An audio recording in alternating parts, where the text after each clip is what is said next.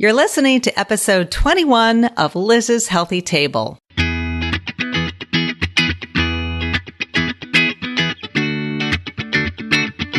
Looking for a healthy new way to feed your family without the hassle and hype? Welcome to Liz's Healthy Table, where your host, registered dietitian nutritionist Liz Weiss, serves up fresh and flavorful recipes with a tasty side of science, good nutrition, and fun. Are you and your family ready for some wholesome food that tastes great too? Don't change that dial. Your food adventure starts here.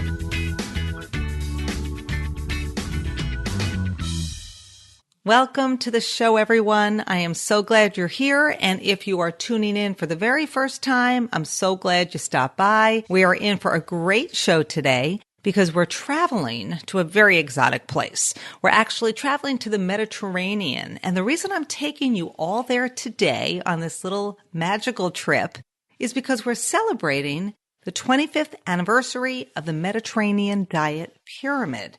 Now, I'm not like a big diet person, right? Fad diets, they come, they go. Trendy diets, they're in, they're out. But the Mediterranean diet has been around for centuries. And it's actually my favorite diet style because it's delicious, it's versatile, it's really, really healthy. And of course, features all of my favorite ingredients, things like olive oil, seafood, fruits, and vegetables. So we're going to have a great show today. And climbing to the top of this pyramid with me is Sarah Baer-Sinnott. And Sarah is the president of Old Ways. They are right here in Boston. They're a nonprofit food and nutrition organization. They actually are the ones who came up with this Mediterranean diet pyramid 25 years ago, and it's still going strong. And Old Ways is a group that really believes that when people and societies embrace the old ways of living, especially like the old ways of eating, that they become healthier. So that's kind of their whole thing. They're all about teaching us how to eat like people ate back in the day. And I'm all for it because I love the Mediterranean diet. So we have so much to talk about today. So Sarah's going to be here to share the traditions and the culinary diversity of the Mediterranean. She's going to tell us about some of her favorite recipes. And I'm actually going to tell you about one of my new recipes. It's new to the blog. It's a recipe for macaroni minestrone soup. It's hearty, it's easy to make, it's family pleasing. So that's going to be on the blog. And then, of course, we've got the show notes page where you're going to get Sarah's recipes and all the resources from today's show. And I'm also going to have another post over on the blog. I'm doing sort of a roundup, a recipe roundup. I've reached out to all these dietitian friends of mine, and I've said, hey, you have a blog. If you love the Mediterranean diet and you have a great recipe, share it with me, and I'll add it to a blog post. So I'm doing this whole Mediterranean recipe roundup. So head on over to lizshealthytable.com, visit the blog for the recipes, visit the podcast page for the show notes. Oh, the other thing we're going to talk about on the show today is a crazy story. So I was in Portugal a couple of weeks ago, and I went out to this dinner. I'm not going to tell you yet. I'm going to save it for the show. But let's just say I came back from Portugal with a Magnum, aka a giant bottle of beautiful Portuguese olive oil. And I'm working my way through it, and it's just gorgeous. And so it's a great story, and I'm going to tell Sarah about it. I'll tell you about it, so stick around because lots of good stuff in store today. So I've got some new news, and that is that I've recently joined the Parents on Demand podcast network, and it's a network of podcasts that are focused on families and parenting and health and nutrition. And so I'm in the network, and I want you to go over and check them out at parentsondemand.com. You can check out all the shows, and they also have an app that you can download. If you've got an Android or an iPhone, you can download the app and then check out all the shows that way. So it's a great little resource for all you guys. I am on iTunes, of course, and I hope you'll subscribe to my show and post a review if you've been enjoying it because, the more reviews, the better. So thank you for that. Today's show is sponsored by Super Healthy Kids. It's your one-stop shop for recipes and meal plans. You can visit them at superhealthykids.com. And the show is also sponsored by My Color Cook Eat series of downloadable coloring cookbooks. That's a mouthful. You can find the series of Color, Cook, Eat on my website, liz'shealthytable.com/cookbooks. Hey, Sarah, welcome to the show. Great to be with you, Liz. Thank you so much for inviting me. Well, we are talking about the Mediterranean Diet Pyramid, celebrating 25 years. And just to kind of set the stage for today's show, I know a lot of people, when they think Mediterranean, they think Italian, they think pasta. But there is so much more to the Mediterranean. So just kind of tell us about what countries we're talking about and the types of food.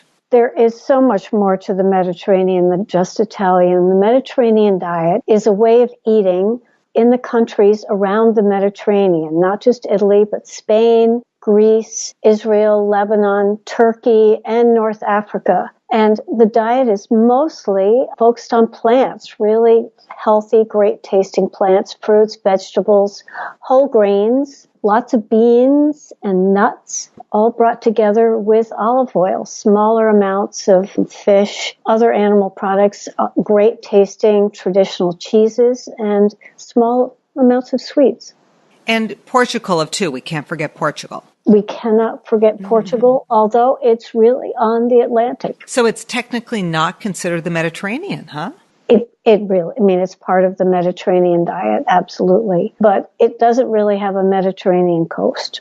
Oh, that's interesting. I was just there. I talked about it in the intro. So I'm going to just mentally consider that the Mediterranean, if you're okay with that. I think absolutely. The way of eating in Portugal is very much like Spain. It's the Iberian Peninsula, and there's a lot of similarities, and it's really in the pattern of the Mediterranean diet. Okay. And so that for those of us in America, we're not living in the countries around the Mediterranean, but we can certainly easily follow a Mediterranean diet. My son, Simon, is in Israel right now, and I Lucky spoke with him. I know. He went through a program called Birthright, and you have to have at least one parent who's Jewish, and you're between the ages of 18 and 26, and it's a free trip. You just apply. It's amazing. I know my son-in-law did it and loved every moment of it. So I did. He called me yesterday very briefly. He must have gotten like a Wi-Fi moment, and he calls us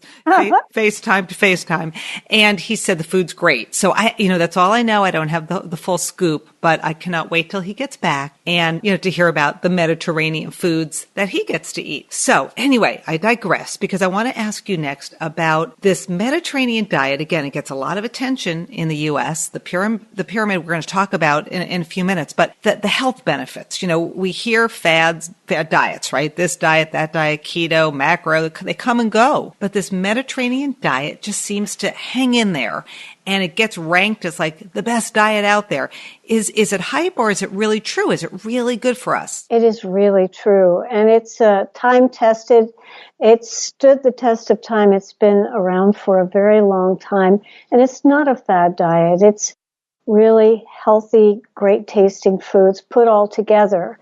The Mediterranean diet pyramid that you talked about, the way we look at it, all the plant foods are in a category that we call base all your meals on these foods, to enjoy these foods at every meal. And there are so many studies out. It's backed by peer-reviewed science, been published, and there are so many different health benefits, whether it's asthma, heart disease, bones, allergies. It's very, very healthy. Yeah, heart health, obesity, brain health. If you brain health, absolutely. Yeah, think about seafood. Think about salmon and sardines and anchovies and these fatty fish. And research shows that we know our brains are mainly made up of these healthy omega-3s found in seafood, but also important for brain development and cognitive health. It's kind of a head to toe, right? It's good for us from head to toe. Yeah, I love it. But even more, it's healthy, but it also is really delicious. And whether food isn't delicious, people aren't going to eat it. And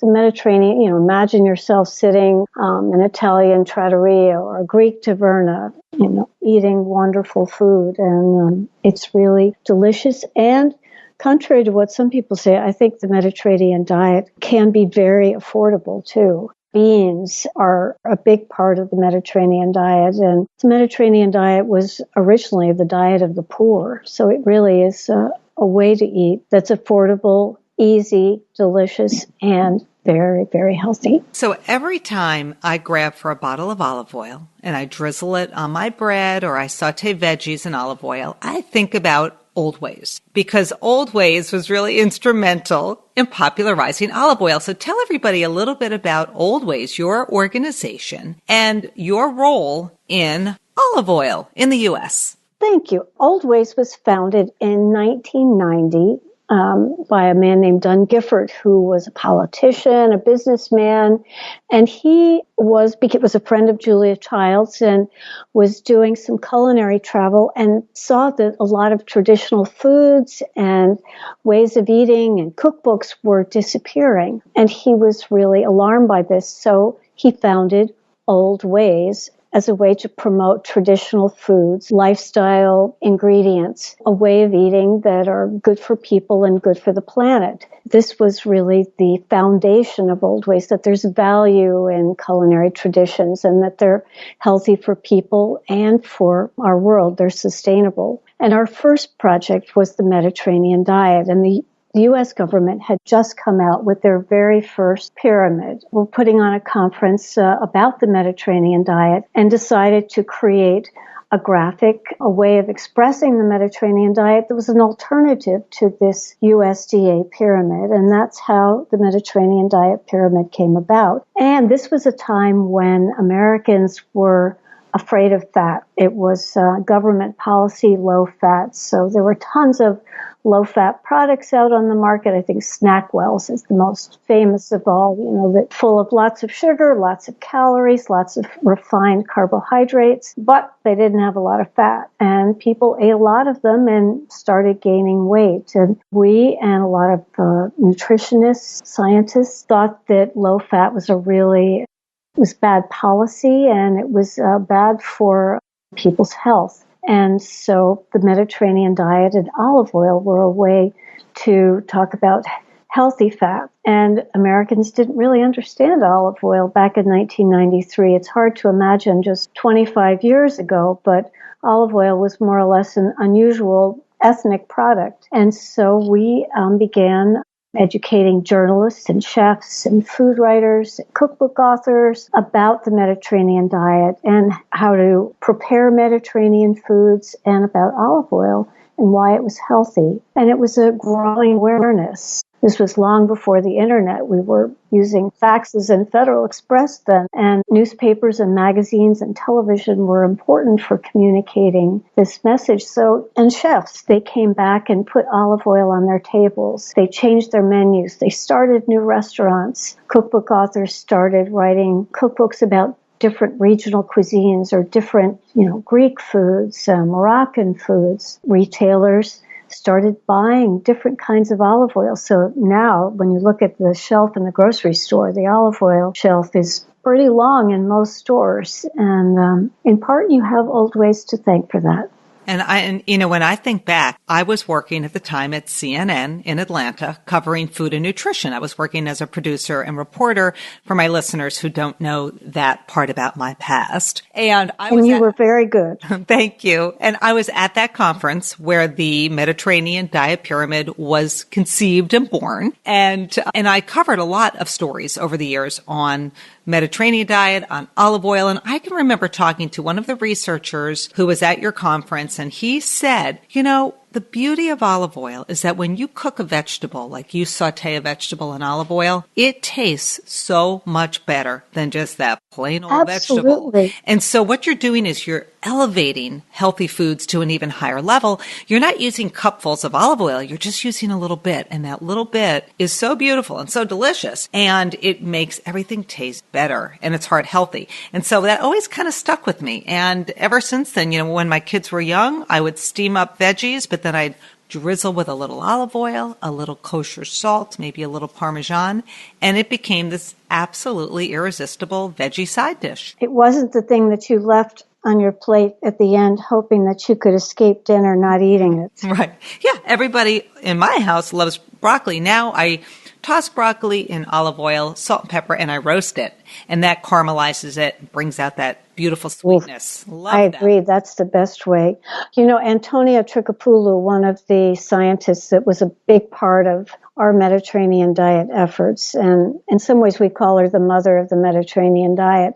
She always said, olive oil is what makes the medicine go down, sort of like a spoonful of sugar. But olive oil is what makes the vegetables go down, not the medicine. You know what? I think it was Antonia who gave me that soundbite for my story. And so 25 years later, here we are. And she's still saying it. Good. Excellent. And you know what?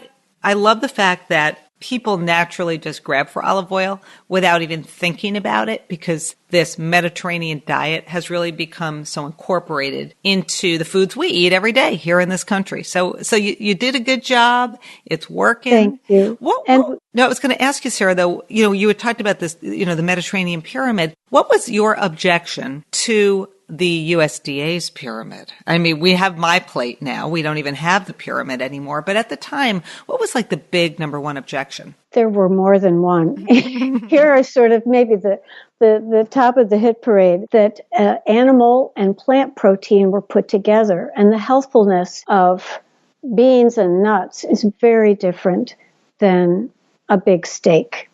So there's a big difference between the two. Fats were demonized.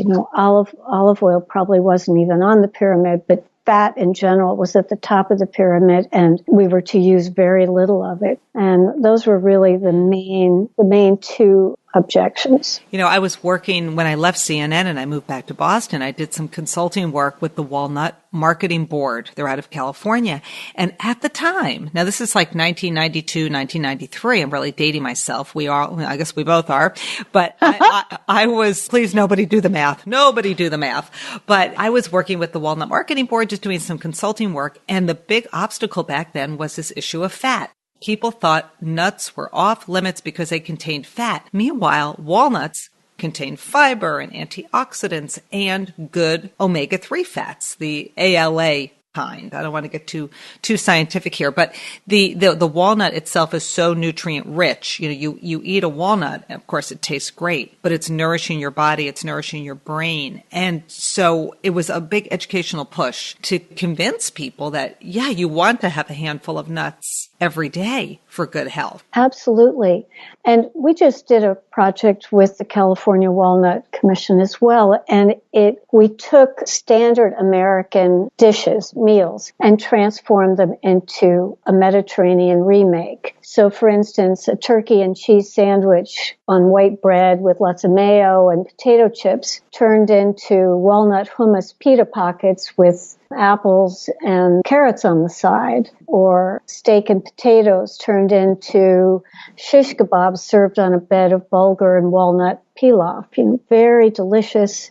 You still get the flavor of meat, but just in a much smaller amount. And this is, in a way, the Mediterranean diet. It's not large portions, but it's lots of flavor. Love that. I'm going to look for those are on your website. We can link to those. Yes. The title of it is Make Your Meals Mediterranean, starting with 5 makeover meals. Oh, good. And I used to be part of the Meal Makeover Moms, so I can relate to the whole makeover thing. Yes, you know makeovers very well. I do. And your website, Old Ways, give everybody your website because it's packed with great resources. It's packed with resources. It's Old Ways PT. That's Old Ways. And then P for preservation, tfortrust.org. Okay, great. And I'll put links in the show notes. So I have to tell you, Sarah, when we spoke the other day on the phone, I said, I have to tell you about my olive oil story from Lisbon. I've been dying to hear. Okay. Tell me. So I was in Lisbon for a nutrition conference. It was a sponsored conference, and it was a food and nutrition conference. And I went a day early because I kind of like to acclimate. Very smart. Got to acclimate, got to take a couple naps, got to see the city. And the night before the conference, I had dinner at a restaurant called Olivier Avenida, and I'll put a link in the show notes, with Carolyn O'Neill, formerly my colleague at CNN. Who is tons of fun. And Sharon Palmer, the plant-powered plant-powered dietitian. You had two great dinner partners. I did. And Sharon's husband was there. And we ordered at this restaurant. We had heard about it through a friend of mine who was on a press trip. She's a travel writer. She was on a press trip in Lisbon. And so I asked her, where'd you eat? Because I figured if you're on a press trip, they're going to take you to the best places. She said, well, one of the restaurants was Olivier Avenida. So off we go. So we get there and we happen to mention to the bartender why we were there. We got this great referral. So then we sit down and we have dinner. We eat lots of seafood because Portugal is known for its amazing seafood. We had octopus. I had Atlantic grouper with citrus butter. We had anchovies. Yum. We ate anchovies. I mean, talk about omega-3, right? We had linguine with truffle sauce. So it was this most spectacular meal. And we were just about to leave, paid the check, just about to leave, when who shows up but Olivier himself, the owner, the chef, Olivier da Costa. What a delightful guy. Well, he's found out through his, employees when he probably was doing the rounds of all his restaurants that he had a table of journalists. Well, he comes over, and before you know it, we are eating a second dinner. He's bringing over food, like some beef dish and more pasta and beautiful port wine. And you must have a cheese platter. And the cheese platter shows up. And it was just this most beautiful display of foods. Of course, it's getting late, at least my body clock. And we're getting really, really full. But it's so good. Cannot stop eating. Then he leaves for a minute and he comes back with 4 magnums. It looked like, when you get like a magnum of champagne or a magnum of wine. It's huge. Like the 4 huge bottles. He plops them on the table and then he tells us that his friend has bought a village up north in Portugal and is making olive oil. I guess as part of the village, they have this olive grove and they make oil. And he gives Olivier 300 bottles a year as a gift. And Olivier then regifts them to special friends. Well, we were now the special friends. And You're a special friend, and he's a special friend now, too. And we each have this, it felt like it was 15, 20 pounds. So we've got these like huge bottles of olive oil. Lucky you. Of course, I then had to wrap it in bubble paper and, seal it all up to bring it home in my very heavy luggage. And I am telling you, Sarah, it is green and beautiful and aromatic. And I'm giving it away to friends. I keep pouring it into little mason jars. It's beautiful. So thank you, that's Olivier. Thank you, Olivier. It's one of the great things of traveling and being with food people is that the love and the passion for special things like olive oil or wonderful foods, cheeses, the sharing and the passion that goes with it is really so very special. And now I think of Portugal every day when I eat that, and because I use olive oil every day, and it is quite something. So that was a fun little story. You are very lucky. So recipes. We talked a little bit before about recipes, but I just wanted to kind of go back and forth a little bit with you about some of our favorite Mediterranean recipes, because the great thing, and you mentioned it earlier, is that it's really easy to translate the Mediterranean diet to our plates here in the U.S. So one of the recipes you said you love, and it's on your website, is a Turkish recipe for kefir. It's like a bulgur, like a tabbouleh. And I wanted you to tell everybody a little bit about this kefir recipe that's on your website. It sounds like it may be very foreign, but it's actually it's such a comfort food dish. And it cooks very quickly. It involves tomatoes and onions and then bulgur, which is a whole grain, extra healthy and very filling. And it could take more than 10 minutes to make this dish. But it also has great flavor because of the herbs and spices that are used. So I highly recommend it. And it goes with fish. It goes with meat. It's great for being the center of the plate as well. So it's an easy side dish using bulgur. Yes, and bulgur may not be something that's really familiar to a lot of people, but I think it's becoming more so. It couldn't be easier. It requires not very much cooking, and it's just simple and delicious. So it's a cracked wheat. And, a lot of these sort of older grains that we talk about, whether it be a farro or freekeh. Correct. And these are grains that I always recommend people buy them pearled or semi-pearled because they cook a little bit faster. Because for a lot of people, they think, I don't want to cook a grain for 40 minutes. So those cook a little quicker. But they're so versatile. And bulgur is easy to cook. Like you said, it cooks up very quickly. And I think most people have tried tabbouleh. So it's a similar, this recipe is similar to tabbouleh, right? But it also it's different seasonings so that it's not exactly the same as tabbouleh, but it's certainly delicious. Right. And so some of those seasonings are things like cumin and hot pepper flakes. There's some mint, and you use a little bit of pomegranate molasses. So it sounds exotic, but these are easy to find ingredients. And I'm actually going to make this. I am totally going to make this. It's, I can tell you a little story about this recipe. For those of you who are familiar with Anna Sortun, a James Beard award-winning chef in Cambridge, Massachusetts, at Oleana restaurant. And Turkish food is really Anna's passion. And her first trip to Turkey, she went to Gaziantep, which is actually near the Syrian border. And she met with a food writer who you may have met with us too, Liz, named Ayfer Unsal. And Ayfer organized a group of 30 women to come and teach Anna and show her 30 different dishes. And this kasir was one of them. And so it's it's very close to Anna's heart. And that's how I learned about this dish. It's tomato paste, pepper paste. It has lettuce, onions, parsley, cumin. The mint really makes it special too. I love that story. So I'm really going to try it now. I've never been to Turkey. I have been to Israel when I was I was 18, so a long time ago. So sort of like Simon going to Israel. Yes. I didn't get to go for free. They didn't have birthright back in the day, but I've been there, and certainly I've been to Spain and Italy and Portugal, quote unquote. It's sort of the Mediterranean in my mind. We'll make it Mediterranean. But I've never been to Turkey, so I'm going to make this dish, and I'm going to feel like I'm in Turkey when I make it. How's that sound? That sounds great. And then you could have a shish kebab with it too. All right, there you go. You can keep me busy.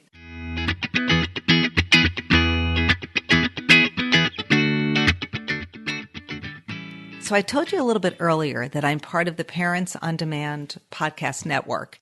It's a collection of podcasts with content that's specifically created for families. So if you want to explore the shows in the network, you can visit them at parentsondemand.com or download their free app. Now, as part of the network, I get to tell you about other parenting podcasts that I think you'll enjoy, including a show called Common Sense Pregnancy. I hope you'll check it out, and here's a little bit more about that show. Hi, everybody. This is Jeannie Faulkner, and I'm the host of Common Sense Pregnancy and Parenting, the podcast. I'm a registered nurse with 20 years experience in labor and delivery and 10 working in global maternal health. I'm the author of Common Sense Pregnancy, and this podcast is my way of talking about everything we couldn't fit in the book and a whole lot more. With new guests and experts every week, we talk about pregnancy, parenting, politics, feminism, and healthcare. All of it. Come find us on iTunes, Libsyn, Stitcher, and the Parents on Demand network. So for people who want to take the leap from sort of the standard American diet to the diet of the Mediterranean, I think when I think about a recipe to like a gateway, if you will, a Greek salad totally comes to mind because a lot of people, they might go out for pizza and they get that Greek salad. And you shared a Greek salad recipe with me, and it's so easy because it's really just chopped romaine or chopped lettuce, tomato, Kalamata olives, which I love. Me too. You've got some feta and parsley, and of course extra virgin olive oil. So it's a simple recipe, and it's familiar for people. So if you want to introduce, you could add cucumbers to that too. So if you want to get your family kind of shifting over from like that basic iceberg lettuce salad, you can do a Greek salad. Simple, simple. Simple, simple. And then if you want to go one step further and eat a Greek salad like they do in Greece, there is no lettuce. They just have more tomatoes and more cucumbers and more olives and onions as well. Okay, I never knew that. I was actually supposed to go to Greece on my honeymoon, and we ended up going to Hawaii. And the reason we did that is because Very different. I'm revealing so much about myself today, but the reason we did that is because Tim was working with Digital Equipment at the time, DEC. And Digital, they've since gone out of business, but back in the day, they were a big computer company. And he left his job right before we got married. And then he was going to move to another job. Well, he didn't realize when he left the job that his work visa was no longer valid. So he was here illegally. He literally was in this country illegally. And so then we had to scramble, to get the green card after we got married. But in the meantime, if he left the country, i.e. if we went to Greece, he never wouldn't get back. Wouldn't get back. And so there you go. I've never been to Greece. Because of Tim. You always have to blame the husband, right? I mean, I got to blame Tim. him, but then you have him take you now. I know. You go on a romantic vacation. We've already had our 25th wedding anniversary, and I don't know why I didn't say, wait a second, we have to go to Greece. Yeah. It's all your fault. So I have a new blog post, a new recipe up on the blog for a macaroni minestrone soup. And this is another sort of one of these gateway recipes because kids love soup. I don't know too many people who don't love soup. And it's a fun recipe because I take minestrone soup, but I add a little bit of elbow macaroni or elbow pasta. And I use the whole wheat elbow pasta because everything's sort of cooking and bubbling. You've got zucchini and carrots, and you've got onion and thyme and vegetable broth and some tomato sauce. So that the pasta, the macaroni kind of blends right in. So I use the whole wheat. It's more nutritious. And it's a super easy recipe and great. It sounds delicious. Like wintertime. Like a perfect meal in a bowl. And then you can have some bread and salad on the side, right? You could even have a Greek salad on the side. Why not? So I'm going to again give you a link in the show notes so everybody can head on over and check that out. So while we're talking about pasta, I want to just talk about.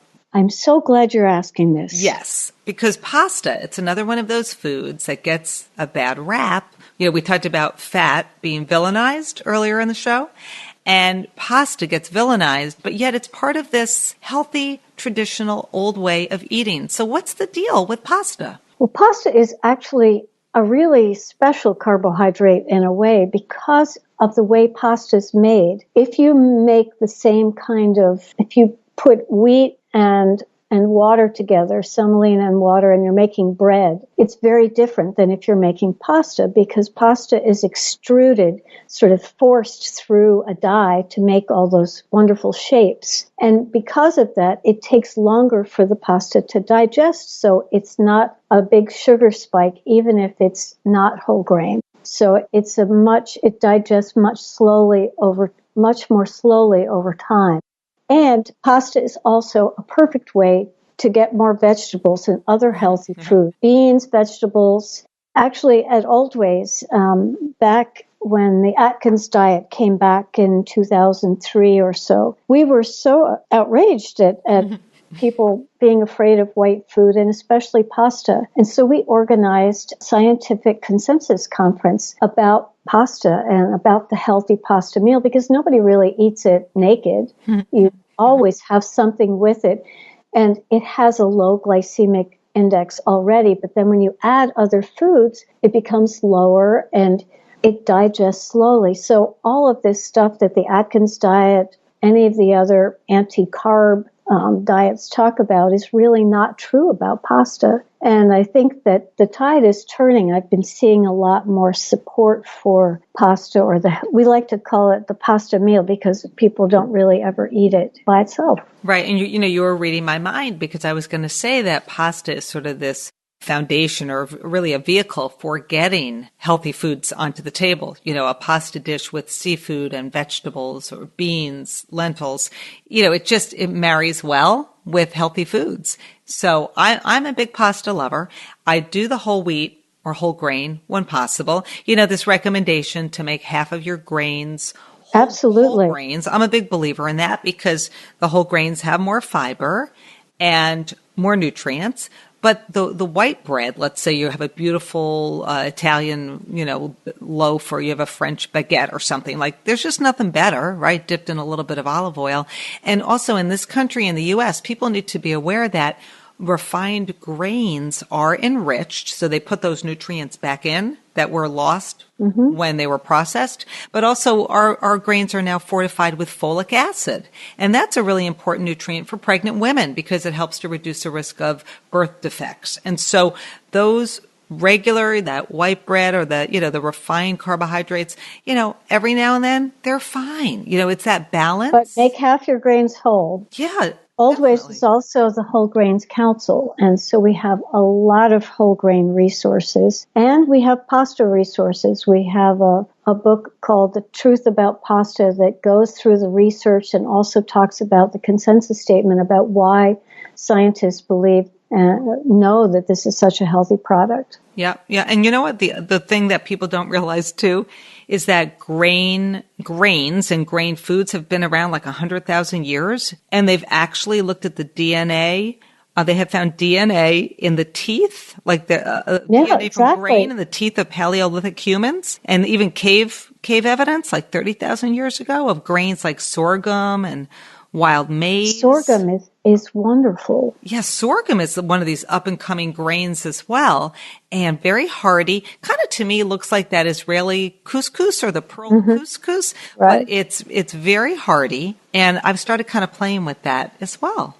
It's a great thing. So lots of good stuff. So grains can be part of a healthy diet. And also, for people who are gluten intolerant or who have celiac disease, grain-free, gluten-free doesn't mean grain-free. They're really, it's wheat and barley that are really the grains that have gluten. But there are so many gluten-free grains, and I think that that's something that many people don't know. Right, and sorghum is one of them. Sorghum is one of them. Yeah. So good stuff. So where's your next adventure, Sarah, in the Mediterranean? Where are you traveling to next with Old Ways? I'm leaving in 2 days for Sicily, and we are doing I'm on a planning trip right now, but in April, we are organizing a culinary tour of Sicily with David Katz and Catherine Katz. David will be talking about the Mediterranean diet and the connection between diet and health. And his wife, Catherine, is a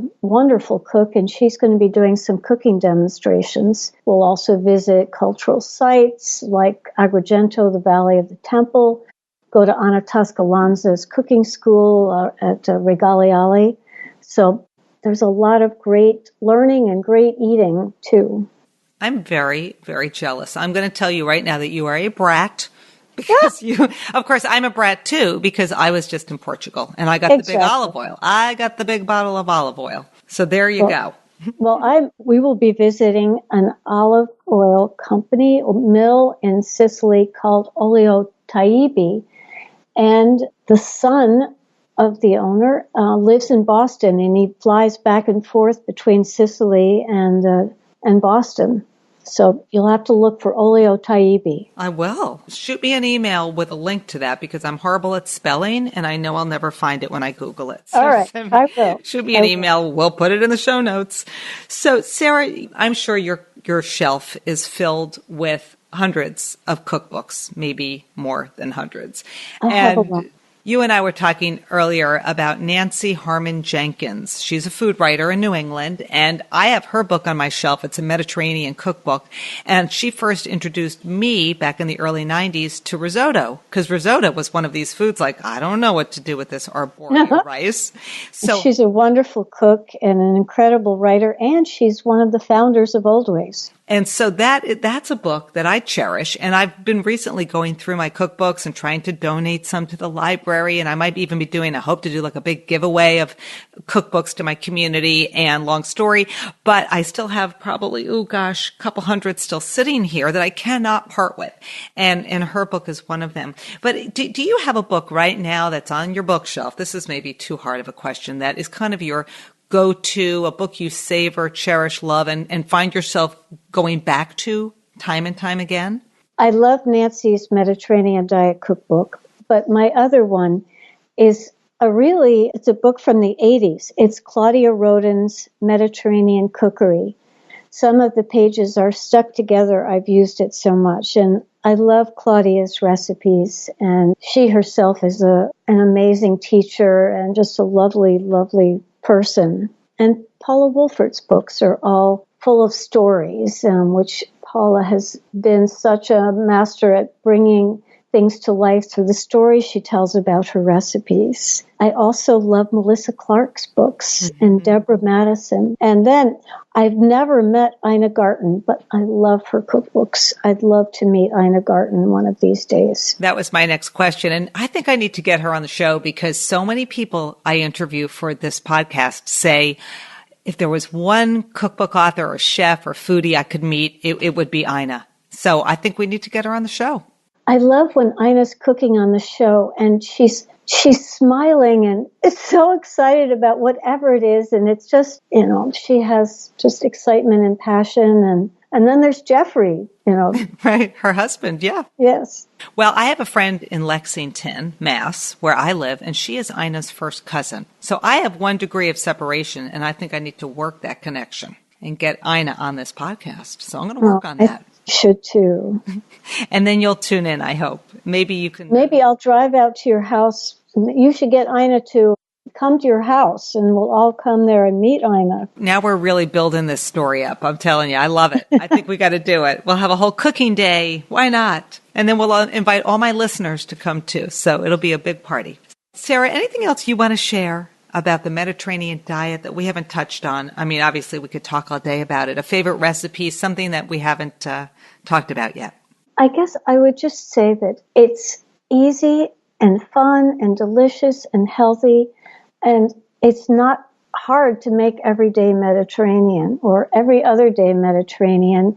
I hope you'd look to Old Ways for some resources. We have a 4-week Mediterranean diet menu book, 28 days, breakfast, lunch, and dinner with the recipes that go with it. It's very simple. People have said that, they're sort of a big book is daunting, but this is a small book with 28 days of breakfast, lunch, and dinner. Give it a go.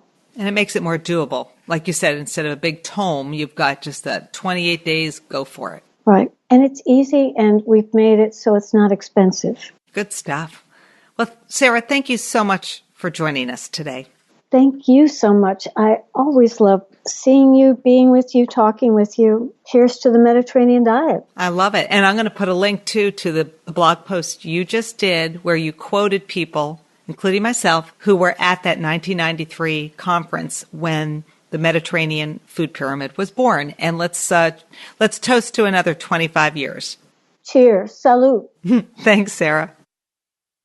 And thanks, everybody, for tuning in to the show today. Just a friendly reminder to subscribe to the show on iTunes, Stitcher, or Google Play, so you're always in the know when a new show is posted. And I encourage you to stop by Liz's Healthy Table for my Mediterranean recipe roundup, my minestrone soup, and the show notes from today's show, where I'm going to provide lots of links to the Old Ways website and all the recipes and resources that Sarah and I talked about. Until next time, thanks for listening to Liz's Healthy Table.